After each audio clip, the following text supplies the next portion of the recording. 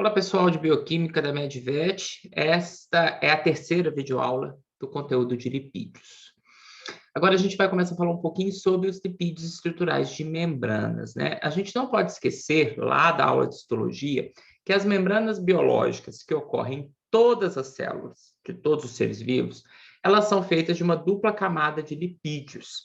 E essa bicamada de lipídios, ela confere à membrana capacidade de ser uma barreira à passagem de moléculas polares e de íons. E, graças a isso, essa membrana vai regular a passagem de moléculas polares e íons, permitindo que o meio intracelular tenha uma constituição diferente do meio extracelular e que essa constituição do ambiente intracelular diferente possa ser mantida, o que é fundamental para os processos fisiológicos que ocorrem dentro da célula. Quando a gente pensa nos lipídios que formam as membranas biológicas, a membrana plasmática de todas as células, a gente começa a perceber que eles têm uma característica importante. São lipídios anfipáticos. O que é um lipídio anfipático? Ele apresenta uma extremidade da sua molécula que é hidrofóbica e que tem repulsão pela água. Isso quer dizer que é uma parte da molécula extremamente apolar e uma outra parte da mesma molécula que é hidrofílica. Isso quer dizer que tem atração pela água. Obviamente, é uma parte da molécula extremamente polar. E, graças a isso, por ter essa dupla característica, um lipídio anfipático ele vai apresentar interações hidrofóbicas entre si, na sua porção apolar, e vai apresentar interações hidrofílicas, leiam, ligações de hidrogênio com a água, na sua porção polar. O que naturalmente e energeticamente favoravelmente permite com que esses lipídios anfipáticos assumam em meio aquoso, que é o ambiente intra e extracelular, a organização de bicamada, tá? Então, quando a gente percebe esse lipídio anfipático, ele tem uma parte dele polar que interage com a água, do ambiente extra e do ambiente intra, e uma parte apolar que tem repulsão pela água, mais atração entre si por interações hidrofóbicas, formando esse interior da membrana que é extremamente hidrofóbico. Como eu disse para vocês, a principal característica dos lipídios anfipáticos de membrana é ter uma região hidrofílica que tem atração pela água, é o que a gente chama de cabeça ou parte polar, e uma região apolar, que são regiões hidrofóbicas, as caudas desses lipídios, que é, obviamente, uma região que tem repulsão pela água, tá? Quando a gente pensa nesses lipídios anfipáticos que formam as membranas biológicas, a gente acaba se deparando com uma enorme diversidade. Isso quer dizer que existem várias combinações de tipos de caudas de ácidos graxos, que representam as caudas apolares desses lipídios, e de cabeças polares, que formam esses lipídios estruturais de membrana. Bom, dentro dessa ampla gama de possibilidades aí da gente conjugar caudas de ácido graxo e cabeças polares, a gente acaba tendo três tipos básicos de lipídios anfipáticos de membrana: os glicerofosfolipídios, os esfingolipídios e os esteróis. Bom, os glicerofosfolipídios, como o próprio nome diz, são basicamente formados por glicerol associados a dois ácidos graxos e a um terceiro grupo, que vai representar o grupo polar desse tipo de lipídio. Os esfingolipídios, eles são formados por um único ácido graxo ligado a uma amina graxa, que é o que a gente chama de molécula de esfingosina, mais um grupo polar na cabeça. E os esteróis, eles têm uma constituição bem diferente, eles são formados por uma molécula rígida de 4 anéis fundidos. Então, quando a gente pensa nesses lipídios de membrana, a gente vai dividir eles em dois grandes grupos: os fosfolipídios e os glicolipídios. Os fosfolipídios, como o próprio nome diz, lá na sua parte polar, sempre vão apresentar o grupo fosfato. Então, obrigatoriamente, um fosfolipídio, na sua porção polar, na sua cabeça, tem um grupo fosfato. E um glicolipídio é aquele que na sua porção polar, isso quer dizer na sua cabeça, sempre tem um monossacarídeo ou um ou oligosacarídeo. Por isso que ele chama glicolipídio. Dentro dos fosfolipídios, eu tenho os glicerofosfolipídios, que, como o próprio nome diz, apresentam a sua base uma molécula de glicerol. Então, os glicerofosfolipídios têm o glicerol associado a duas moléculas de ácido graxo, há um grupo fosfato na sua cabeça e uma terceira molécula ligada ao grupo fosfato, pode ser um derivado de álcool. Quando eu estou falando de esfingolipídios, não tenho mais o glicerol, e o glicerol ele é substituído por uma molécula de esfigosina, que é uma molécula de amina graxa, uma amina ligada a uma longa cadeia de hidrocarboneto. A essa esfingosina se liga um único ácido graxo a um grupo fosfato e geralmente uma outra molécula associada à cabeça do grupo fosfato, aqui representando a colina, tá? Lá no grupo dos glicolipídios, a gente pode ter os glicolipídios que são baseados em esfingosina, e a ideia é a mesma, esfingosina, que é uma amina graxa ligada a ácido graxo, e a cabeça com o monooligosacarídeo. E dentro dos glicolipídios, eu tenho os galactolipídios, que são baseados em glicerol, ligados a dois ácidos graxos, e na cabeça um mono ou disacarídeo, que pode ser sulfatado ou não, tá? Bom, então vamos começar com os lipídios de membrana mais comuns na célula dos animais, os glicerofosfolipídios e os fosfoglicerídeos. Como eu disse para vocês, os glicerofosfolipídios ou fosfoglicerídeos são baseados na estrutura da molécula em um glicerol, tá? Que é um álcool de 3 carbonos, ou seja, tem 3 posições de esterificação. Duas delas estão esterificadas, isso quer dizer, duas hidroxilas desse glicerol estão esterificadas a ácido graxo. Então, obrigatoriamente, todo glicerofosfolipídio tem 2 ácidos graxos esterificados ao glicerol. Na terceira hidroxila do glicerol, a gente vai ter o grupo polar, que obrigatoriamente apresenta um grupo fosfato que conecta o glicerol a um outro grupo que representa a cabeça polar. Por isso que a gente fala que o grupo polar vai estar unido ao glicerol por uma ligação chamada de fosfodiéster, que é uma ligação éster que tem intermediação de um grupo fosfato. Aqui, por exemplo, a gente está mostrando um grupo polar, que é a colina, ligada ao glicerol por uma ligação fosfodiéster. Por isso que esse fosfolipídio é chamado de fosfatidilcolina, porque é representado pela ligação da colina ao glicerol e 2 ácidos graxos por uma ligação fosfodiéster. Gravem essa ligação, gente, porque ela vai voltar lá em biologia molecular, quando a gente estiver falando da estrutura dos ácidos nucleicos, porque os nucleotídeos de ácido nucleico são unidos por ligação fosfodiéster, tá? Bom, então, quando a gente pensa nesses glicerofosfolipídios, que obrigatoriamente são formados por um glicerol, 2 ácidos graxos esterificados ao glicerol e um grupo polar, que obrigatoriamente é unido ao glicerol por um grupo fosfato, numa ligação fosfodiéster, a gente tem variação dos ácidos graxos que podem formar esse fosfolipídio e, obviamente, também a gente tem variação no grupo cabeça, que é unido por ligação fosfodiéster a esse glicerol, né? Então, esse álcool polar, ele pode, né, ser um álcool polar carregado negativamente, que é o que a gente vê, por exemplo, quando está presente ali um mioinositol, e aí quando a gente tem o fosfatidil-inositol 4,5 bifosfato, graças a ele estar esterificado com 2 fosfatos, ele tem carga negativa. Quando a gente pensa, por exemplo, na união ali no grupo fosfato, no terceiro hidroxila do glicerol, de uma molécula como a serina, que ela tem carga negativa e positiva aqui no seu grupo carboxílico e grupo amino. Serina é aminoácido, volta lá na aula de aminoácido. Então, você une a serina por ligação fosfodiéster aqui, você acaba tendo uma cabeça neutra, porque a carga negativa do grupo carboxílico anula a carga positiva do grupo amino, e aí essa é uma cabeça do ponto de vista de carga neutra. Mas você pode ter uma cabeça aqui carregada positivamente.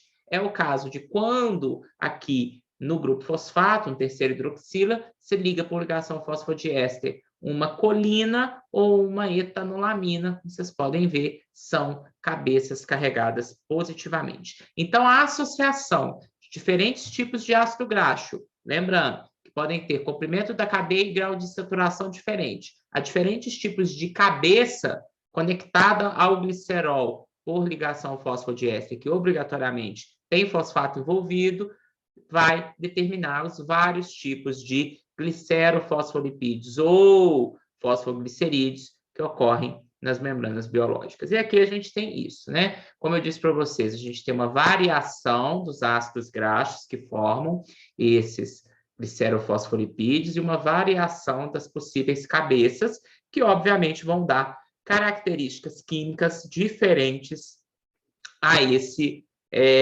fosfolipídio, e aqui nessa tabela a gente tem os vários tipos de cabeça que podem estar aparecendo nesses lipídios de membrana, tá? Bom.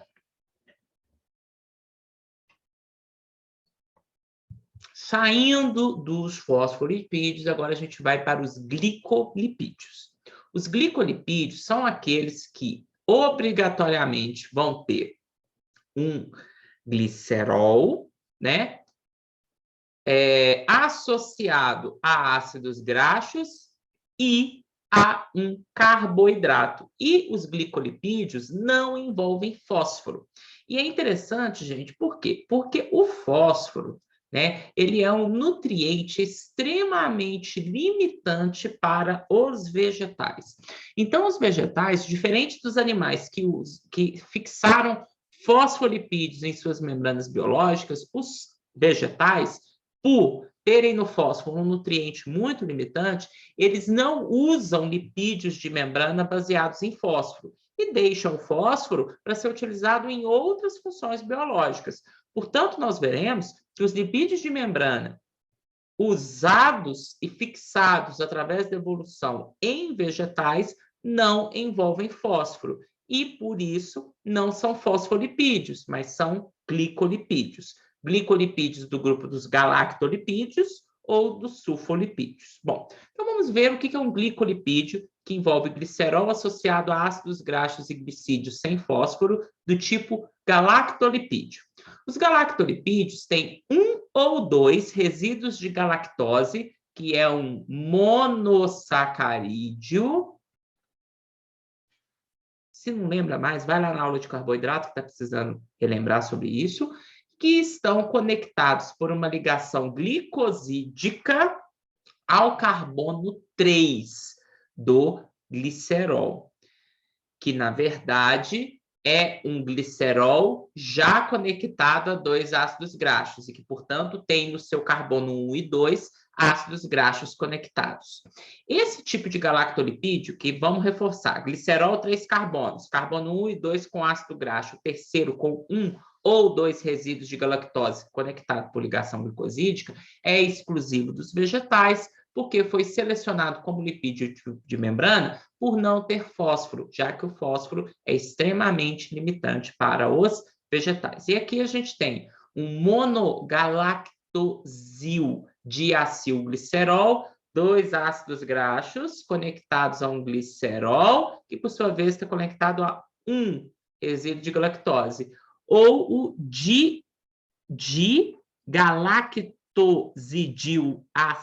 diacilglicerol, que é a mesma coisa, só que os dois ácidos graxos estão conectados ao glicerol, que por sua vez está conectado a um disacarídeo formado por duas galactoses.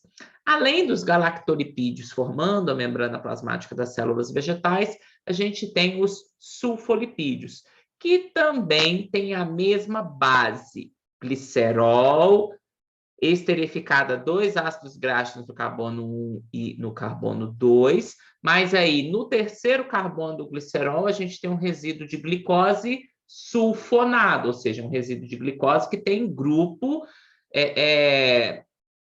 sulfato conectado a essa glicose, né? E, portanto, esse resíduo de glicose sulfonado, ele vai estar unido a um diacilglicerol, abre parênteses, glicerol esterificado com 2 ácidos graxos por uma ligação glicosídica. E também esse tipo de lipídio é um lipídio estrutural de membrana dos vegetais, tá?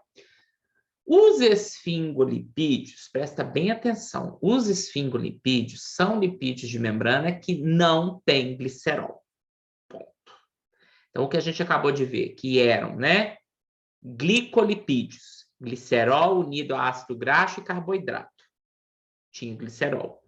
E os glicerofosfolipídios ou fosfoglicerídeos, glicerol, ácidos graxos com cabeça conectada por grupo fosfato, ligação fosfodiéster, todos esses eram baseados em glicerol.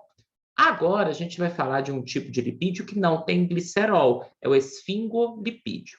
O grupo cabeça desse tipo de lipídio de membrana, ele está unido por ligação glicosídica quando for carboidrato, ou ligação fosfodiéster, quando for ligação que envolve o grupo fosfato, a 2 caudas apolares. O que são essas caudas apolares? Uma delas é a esfingosina, que é um aminoálcool de cadeia longa. E a outra cauda apolar é um ácido graxo de cadeia longa. Então, quando a gente pega o esqueleto de um esfingolipídio, o que a gente acaba percebendo? Tudo isso que a gente está vendo aqui, gente, é a esfingosina, tá? Então, isso aqui é a esfingosina. Veja que é um álcool de cadeia longa, aqui, ó, hidroxila,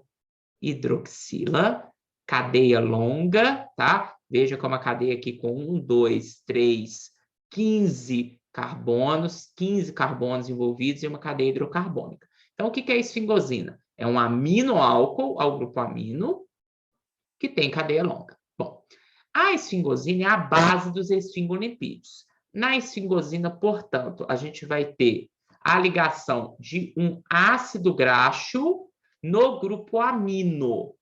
E lá numa hidroxila tem uma ligação do grupo polar. Então, o que acaba acontecendo num esfingolipídio? Uma das cadeias longas apolares dele é a própria cadeia longa da esfingosina, que é uma cadeia hidrocarbônica. A segunda cauda apolar de um esfingolipídio é o ácido graxo conectado ao grupo amina da esfingosina. E o que é a cabeça polar de um esfingolipídio? O grupo polar que vai se ligar a uma das hidroxilas que representam os grupos álcools da esfingosina.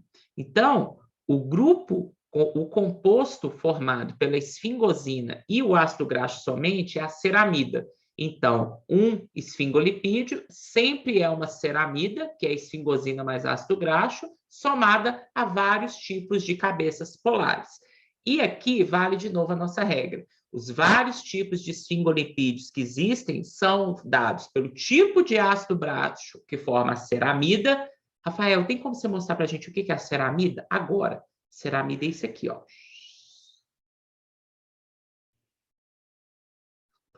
Ceramida, que é esfingosina mais ácido graxo. Então, vários tipos de ceramida são determinados por vários tipos de ácido graxo que compõem, junto com a esfingosina, a ceramida. E os vários tipos de esfingolipídios, por sua vez, são compostos por diferentes tipos de ceramida conectados a diferentes tipos de cabeça. O que a gente acaba tendo? Esfingosina com ácido graxo, ceramida. Vários tipos de ceramida determinados por vários tipos de ácido graxo. Vários tipos de esfingolipídios são determinados por vários tipos de cabeça, que pode estar substituindo ali a posição X. Lembrando que a gente vai ter ceramida quando X for substituído apenas por um hidrogênio, mas o hidrogênio da ceramida pode ser substituído por um grupo fosfocolina, que obrigatoriamente também é um fosfolipídio, porque tem grupo fosfato conectando a cabeça à esfingosina, mas também temos alguns glicolipídios baseados em esfingosina, quando a cabeça pode ser um resíduo de glicose, quando a cabeça pode ser um disacarídeo ou um oligosacarídeo completo, tá? E aí, gente, portanto, dentro dos esfingolipídios, a gente tem as esfingomielinas, que, por sua vez, são consideradas fosfolipídios, porque contém na sua cabeça associada à esfingosina grupos que contêm fosfato na sua constituição. É o caso do grupo fosfocolina ou fosfoetanolamina, que, obviamente, são grupos que apresentam fosfatos, são polares e estão ligados à esfingosina, né, que por sua vez está associada a ácido graxo. E tanto a fosfatidilcolina, cuja cabeça é a fosfocolina, ou a esfingomielina, cuja cabeça é a fosfoetanolamina, são os dois principais tipos de lipídios que vão formar a famosa bainha de mielina, que é uma bainha membranosa que envolve e isola os axônios de alguns neurônios que vocês, claro, vão estar vendo a função lá nas aulas de fisiologia do sistema nervoso, tá? Mas aí vocês vão lembrar do professor de bioquímica e vão lembrar que a bainha de mielina é basicamente formada por dois tipos de esfingolipídios baseados em fosfolipídios, cuja componente é uma esfingosina associada à cabeça e a um ácido graxo. Os glicoesfingolipídios, eles também são esfingolipídios, isso quer dizer esfingosina com ácido graxo e na cabeça carboidratos, mono ou oligosacarídeos associados à esfingosina, que são comuns na face externa das membranas plasmáticas. Nesse tipo de carboidrato, a gente tem a cabeça com um ou mais resíduos de monossacarídeos conectados diretamente à hidroxila do carbono 1 da esfingosina. E por não terem grupo fosfato conectando a esfingosina a esses carboidratos, eles não têm fosfato. Então, portanto, os glicoesfingolipídios não são fosfolipídios, mas são glicerolipídios, tá? As porções de carboidrato de certos esfingolipídios atuam na definição do grupo sanguíneo do sistema BO. Então, o que a gente chama lá na aula de fisiologia ou de imunologia de antígeno O, antígeno A ou antígeno B, que define o sistema sanguíneo BO, pasmem, são lipídios de membrana de hemácia, são esfingolipídios do tipo gliceroesfingolipídios que estão na membrana das hemácias. Então, de acordo com o padrão de oligosacarídeo que está conectado ao carbono 1 da esfingosina, é que a gente tem a definição do que é o antígeno O da membrana de hemácias do tipo sanguíneo O tipo de carboidrato de óligo associado a pessoas que têm o antígeno A, olha aqui o desenho, gente, é diferente, ó. Pessoa do tipo A tem um carboidrato a mais formando o seu gliceroesfingolipídio de membrana.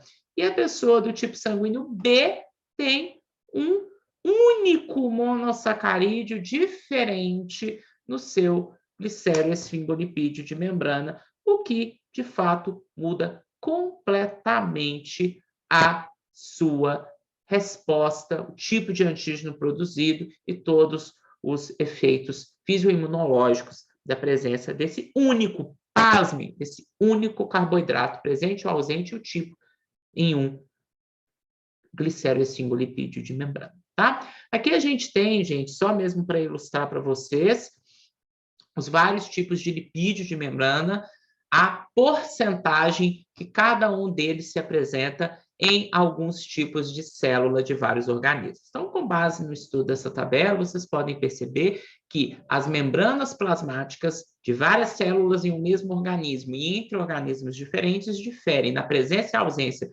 desses vários tipos de lipídio estrutural da membrana e na porcentagem e distribuição desses tipos de lipídio estrutural de membrana, o que está diretamente relacionado à função biológica, à estrutura física e, óbvio, papel fisiológico que essa membrana vai determinar para aquele tipo de célula. E não podemos esquecer que, além dessas categorias que eu citei de lipídios estruturais de membrana, a gente tem uma última categoria, que é a categoria dos esteróis. É importante a gente dizer que os esteróis são lipídios estruturais de membrana exclusivo das células eucarióticas. Leiam aqui que os esteróis são ausentes em procariotos. Ok? E o que é um esterol? O esterol, gente, é todo lipídio baseado em um nucleoesteroide. O nucleoesteroide, ele é formado por 4 anéis fusionados. Anéis denominados com letras A, B, C e D. 3 desses anéis, leiam anéis A, B e C, são formados por 6 carbonos. Então, vejam que o nucleoesteroide tem o anel A, o anel B e o anel C, cada um deles formados por 6 carbonos, 3 anéis com 6 carbonos. E um quarto anel, que é o anel D, que obrigatoriamente ele tem 5 carbonos. Então, essa associação de 4 anéis, 3 de 6 carbonos e 1 de 4 carbonos, forma o núcleo esteroide, que tem, por isso, uma característica de ser planar e relativamente rígido. Portanto, é muito comum observar que, através da distribuição de esteróis na membrana, ocorre uma regulação da fluidez da membrana.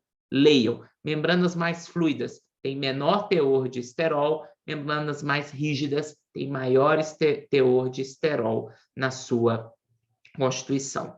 No caso aqui, a gente sabe que o principal esterol presente nas membranas dos tecidos animais é o colesterol, tá? E esses anéis, que são a base do nucleoesterol, né? Nucleoesteroide, que compõe esses tipos de esterol, cujo colesterol é o principal exemplo dos animais, eles são formados a partir de unidades simples de isopreno. Então, a fusão de várias unidades dessa molécula aqui, que é o isopreno, leva à formação daquele núcleo esteroide, que é a base para a constituição de todos os esteróis que nós conhecemos, cujo colesterol é o principal exemplo nos animais, tá? Então, quando a gente pensa nesse colesterol, no colesterol aqui mostrado, tá? Então, veja que o colesterol tem 1, 2, 3 anéis de 6 carbonos, o quarto anel de 5 carbonos. No quarto anel, que é o anel D, a gente tem essa cadeia lateral aqui hidrocarbonada no carbono 17 do anel de 5 carbonos, e a gente tem uma hidroxila ligada, né, ao carbono 3 do anel A. Então, essa é a característica básica do colesterol. É o principal esterol dos tecidos animais, ele é anfipático, porque ele tem essa hidroxila ligada ao carbono 3 do anel A, e tem um corpo hidrocarbonado apolar, que é ligado aqui ao núcleo esteroide como uma cadeia lateral, né? O próprio núcleo esteroide confere esse caráter apolar e também essa cadeia lateral hidrocarbonada ao carbono 17. Então, aqui a gente tem todo esse núcleo esteroide, mais a cadeia lateral hidrocarbonada do carbono 17 do anel D, representando a parte apolar do esterol do tipo colesterol, e só essa cabeça, essa hidroxila aqui do carbono 3 do anel A, representando a cabeça polar do colesterol. Como principais esteróis das plantas, a gente tem o ergosterol e o beta-citoesterol, tá? Reforço que o colesterol é um esterol exclusivo dos animais, tá? Importância do colesterol, tá? Presta bem atenção. Como função do colesterol, a gente pode dizer que ele é o principal constituinte, junto com os fosfolipídios, das membranas celulares, e o colesterol, gente, ele é precursor de muitos produtos dentro dos animais, como hormônios esteroides, ácidos biliares que atuam como detergentes intestinais, emulsificando as gorduras, tá? E vários hormônios são derivados do colesterol, tá? E, para concluir, a gente sabe que a constituição da membrana plasmática define a capacidade dela ser permeável a certas substâncias. E aqui nessa tabela, a gente tem os coeficientes de permeabilidade de algumas moléculas à bicamada lipídica. A capacidade das moléculas, né, pessoal, de atravessar a bicamada lipídica é ampla. Vejam que existem moléculas que são muito permeáveis à membrana, e outras que são muito impermeáveis e que só vão conseguir atravessar essa membrana com o auxílio de proteínas de transporte, que podem ou não levar ao consumo de energia nesse tipo de transporte, o que vocês viram muito bem lá nas aulas de citologia. Nas próximas videoaulas, a gente vai falar do último grupo de lipídios, que são os lipídios que atuam como sinalizadores, cofatores e pigmentos. Não deixem de assistir às próximas videoaulas. Até lá!